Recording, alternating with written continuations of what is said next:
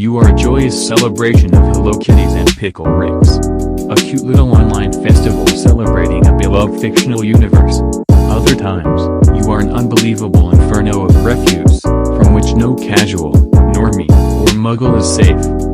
Which raises questions. When does fandom become toxic, negative, even destructive? What causes this? What is the line between healthy fandom and toxic fandom?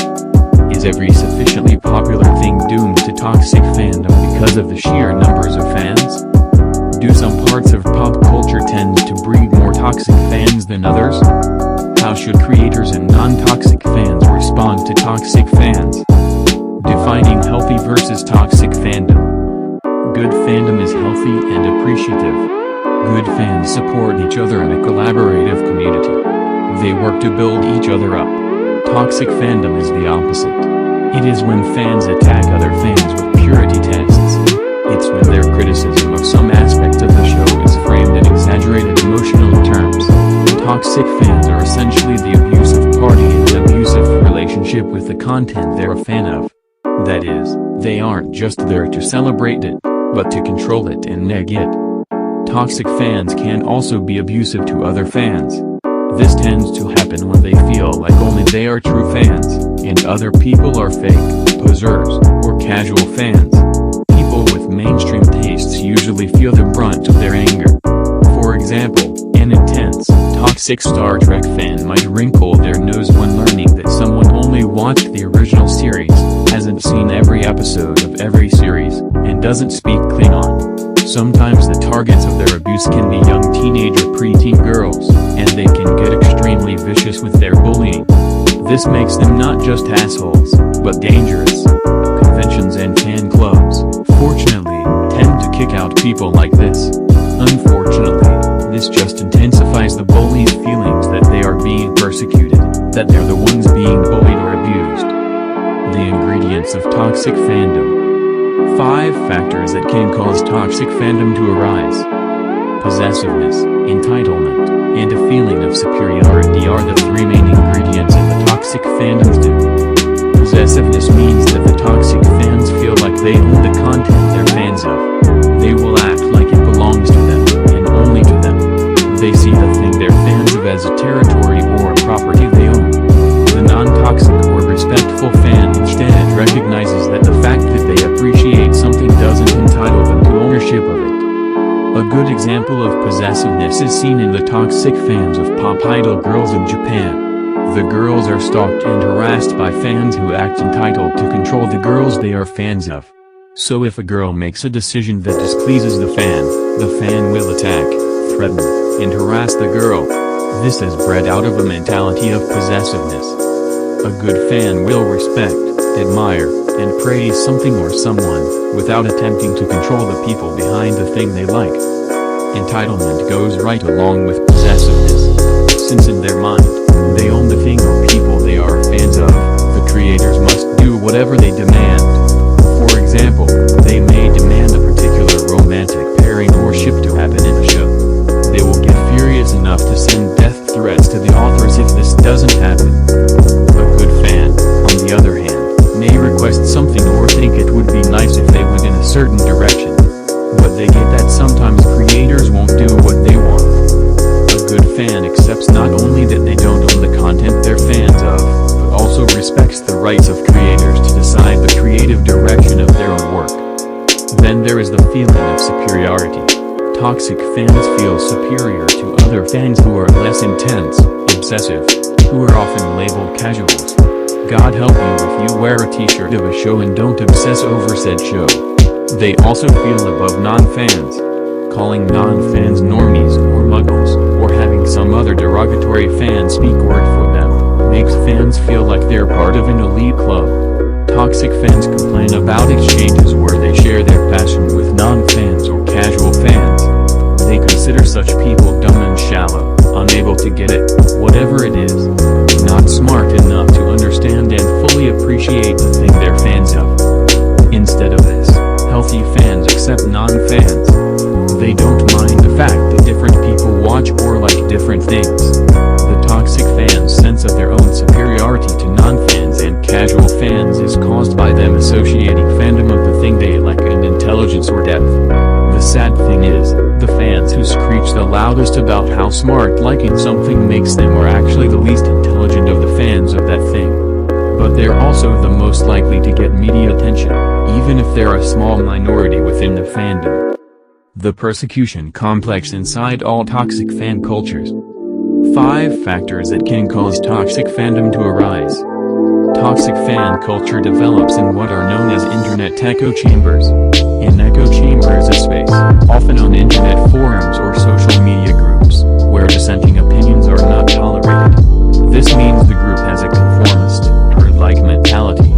Everything they do and say feeds their in-group preference and out-group bias. When an outsider comes in and accidentally makes a faux pas in one of these groups, they are usually re-educated or simply banned. This feeds the coldish fanaticism of the toxic fans. It emboldens them to feel like a large group of people agree with their views. However small of a viewpoint within a fandom, you will find sizable niches of people who hold that viewpoint. Many fans also come from a place of being bullied or socially excluded due to their fandoms. This makes the fandom an important, central part of their identity. Their self-concept is shaped by the fact that their fandom makes them an outcast. To rationalize this exclusion, some people get it in their heads that it was caused by the jealousy of inferior intellects. Unable to grasp the cool intellectual thing the fan is into, these inferior normies lash out at fans out of jealousy or ignorant misunderstanding. Rick and Morty's more toxic fans see it this way. But they're not the only fans who think, the thing I like makes me special. I am being bullied because of being special. But in some cases, they are the ones who hate on and bully others. They might be a girl who hates other girls for liking makeup, or a self-professed nerd who makes fun of sports fans. I used to be like this. I got so caught up in thinking identifying as a nerd made me cool, that I eventually recognized that my attitude of superiority to non-nerds kinda sucked. But when bullying occurs, the fear of it reoccurring makes the victim hyper-vigilant. That fear can drive people to do some crazy things. They might develop a paranoid outlook, overreacting to criticism of themselves or the things they like. Out of fear of being bullied, some people end up preemptively bullying others, or doing disproportionate things in retaliation. The conflict creates a sense of self and community that is tied to the in-group, the safe haven of the fan community. Online, these groups pat each other on the back for liking the thing. And not only that, they also get points for speaking the group's particular orthodox opinions on it, for participating in conventions, contributing art and fan fiction, and so on. People get addicted to the attention and validation these online niches can give them, especially if the outside world is less friendly. That leads them to extreme in-group loyalty and extreme out-group hatred. They can get so caught up in their fandom that they stop caring about people outside of it. What should we do about toxic fandom? It can be difficult to be a normal, rational member of a fandom known to the outside world for its toxic behaviors.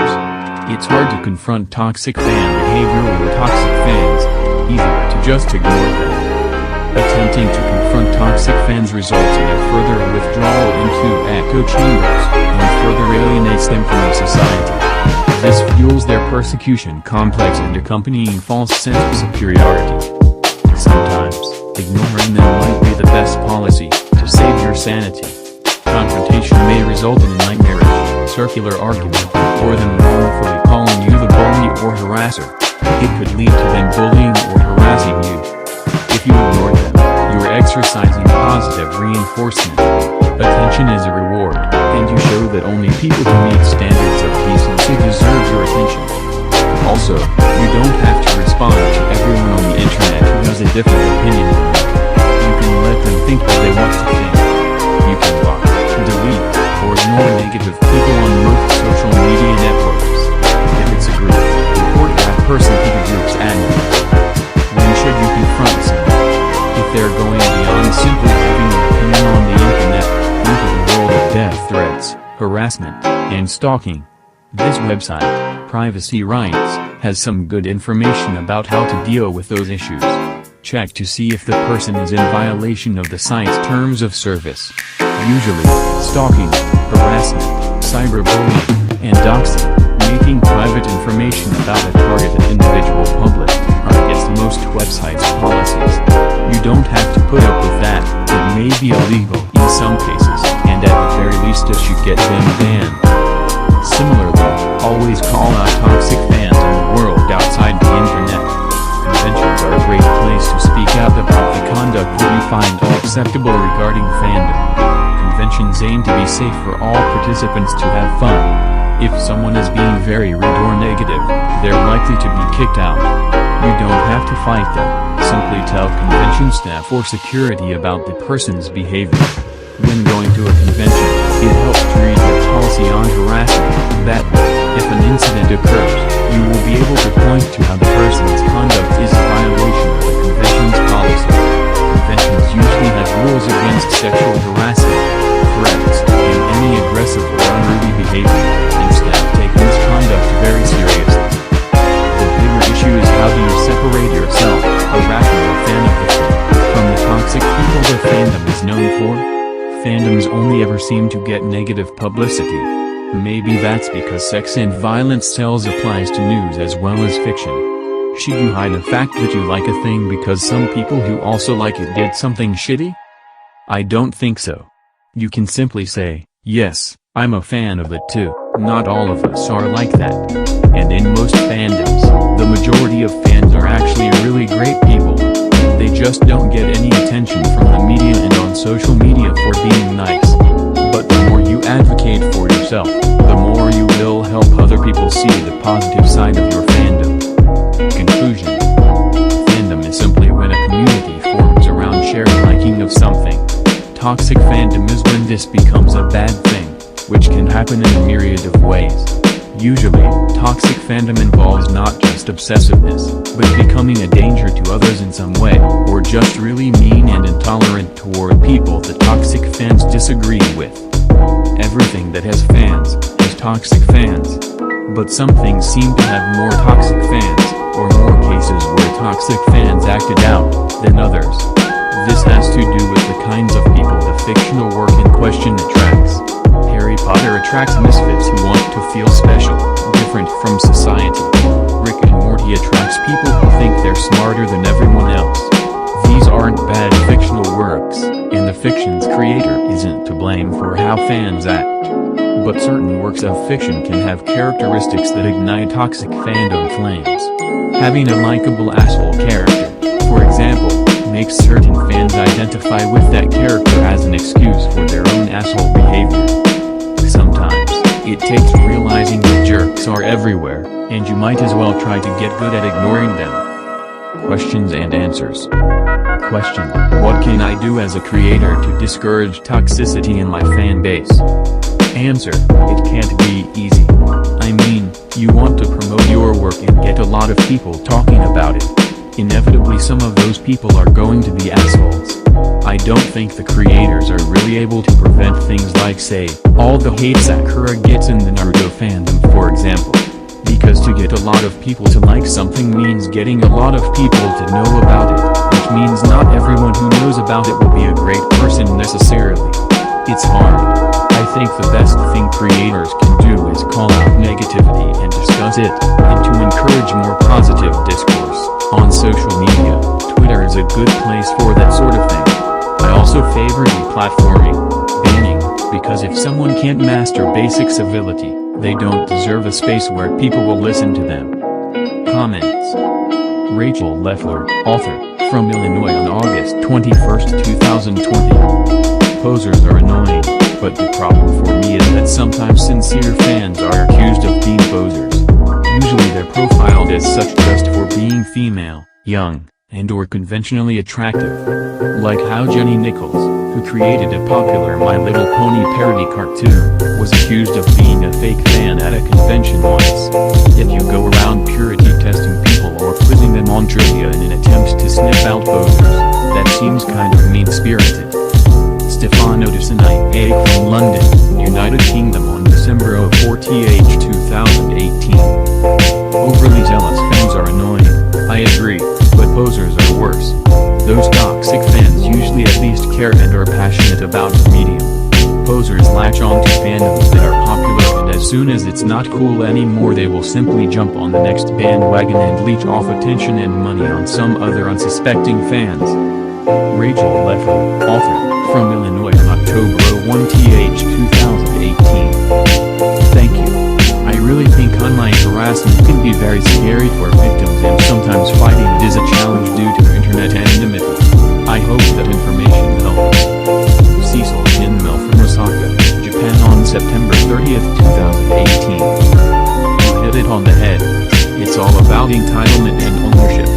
I live in Japan and it's crazy with the fanboys of idol groups. Some idols are teenagers or 20-somethings but can't even go on a simple date. Also, thanks for the privacy rights link.